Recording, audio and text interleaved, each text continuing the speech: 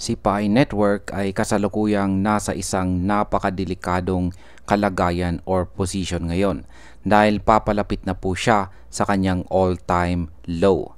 Habang ang kanyang presyo ay patuloy po na bumabagsak, may paparating pang isang malaking pangyayari ngayong buwan ng September na posibleng magbigay ng mas mabigat na pressure sa market.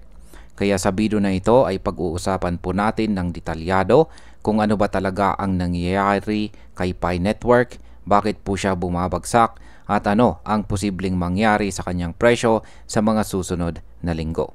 Kaya yan po ang siyang ating pag-uusapan sa video na ito. Pero bago po tayo magpatuloy ay pakibasa na lamang po muna ang disclaimer dito po sa ibaba ng ating screen. Yan, ano mga ba ang kasalukuyang presyo ni Pi Network ngayon? Ngayon ay nagtitrade or naglalaro po si Pi Network sa ilalim ng presyong 0.339. Ibig sabihin ay napakalapit na po niya sa kanyang all-time low na 0.322 na naitala noong August 1. Kapag binalikan po natin ang chart, makikita po natin na si Pi ay bumagsak ng mahigit 17% ngayong buwan lamang na ito. Ang pagbaba na ito ay hindi simpleng retracement lamang dahil ipinapakita po ng pattern na nasa isang descending channel itong si Pi.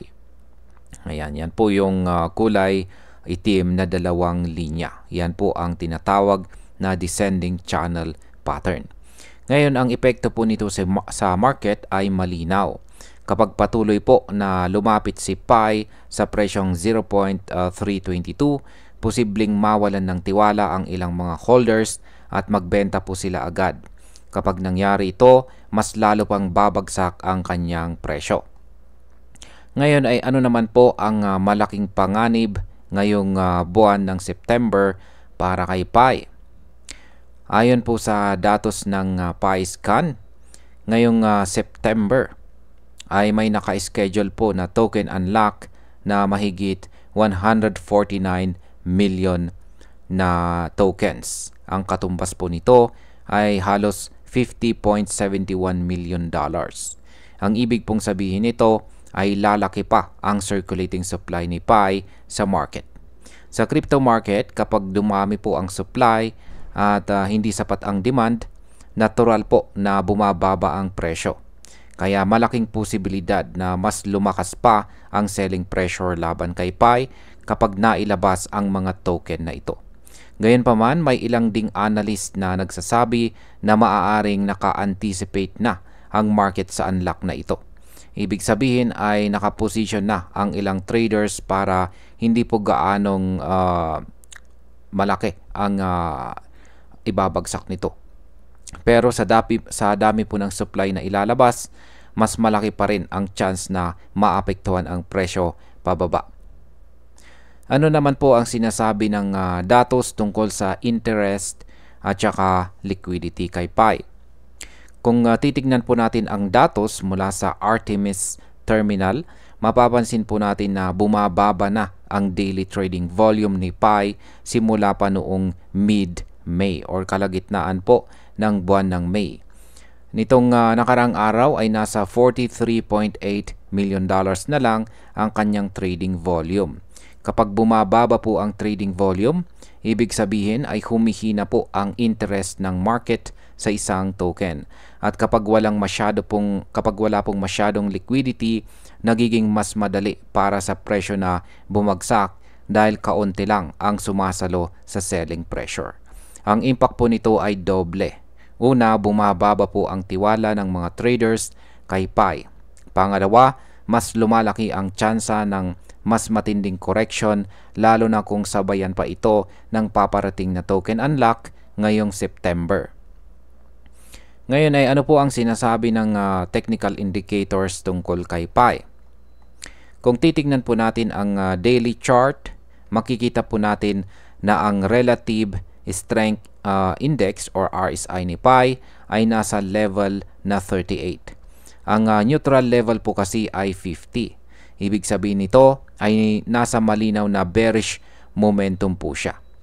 Bukod pa dyan, ang moving average convergence divergence or MACD lines niya ay nagsisiksikan lang na parang indecisive ang mga traders.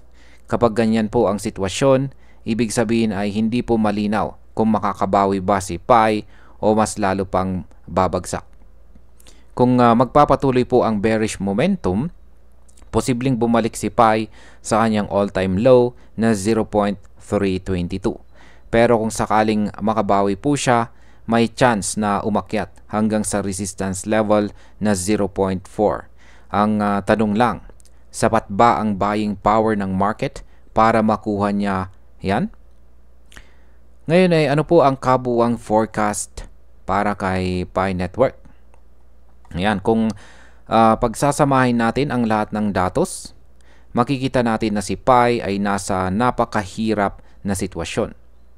Nasa ilalim na po siya ng presyong 0.339.